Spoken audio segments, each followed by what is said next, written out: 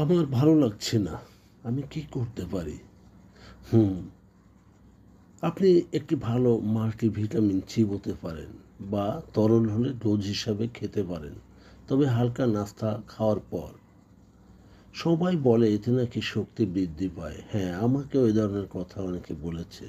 তবে আমি ব্যক্তিগতভাবে ২টি B12 চিবানোযোগ্য ভিটামিন খাই। আমি বুঝি যে যখন আমার হতাশা এবং নানা ধরনের অবক্ষয়জনিত চিন্তা ভর করে, কখনো কখনো এর সাথে আবেগের কোনো সম্পর্ক থাকেই না, বরং শরীর পুষ্টি থেকে বঞ্চিত হয়।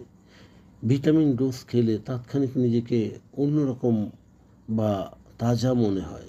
আরেকটি হলো আয়রন ট্যাবলেট। রাতে যদি ঘুমানোর আগে একটি আয়রন ট্যাবলেট খাওয়া যায় তাহলে পরের দিন অন্তত আমাকে একটা শক্তিশালী দিনের গ্যারান্টি দেয়। আমি দেখেছি এটি আমাকে দারুণভাবে সাহায্য করে। এর জন্য আমি বলবো প্রতি ২ সপ্তাহ পর পর একটির বেশি গ্রহণ করবেন না, তবে ডাক্তার পরামর্শ নিলে বিশেষ করে ভালো হয়।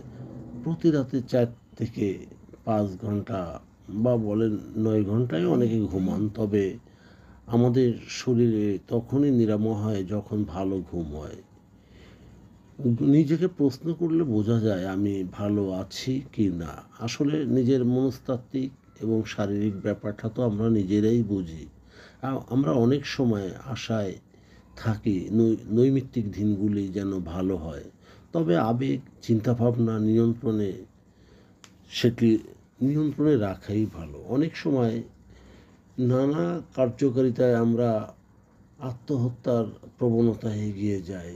এদের উচিত বা ভাবা উচিত যে জীবন অনেক বড় এবং এটিকে সুসংগঠিতভাবে হাল ধরা মতো ধরতে হবে, কারণ এই পৃথিবীতে ছেড়ে চলে গেলে কারোর কিছু আসবে যাবে না। তবে হ্যাঁ, ৪-৫ ঘন্টা ঘুমানো উচিত ন্যূনতম।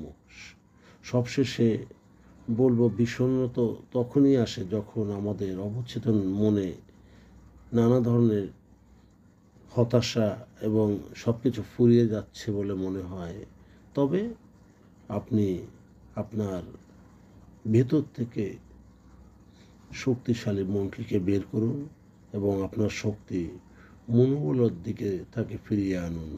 তাহলে আপনার নিশ্চয়ই দিনটা ভালো লাগবে এবং ভালো থাকতে পারবেন। ধন্যবাদ।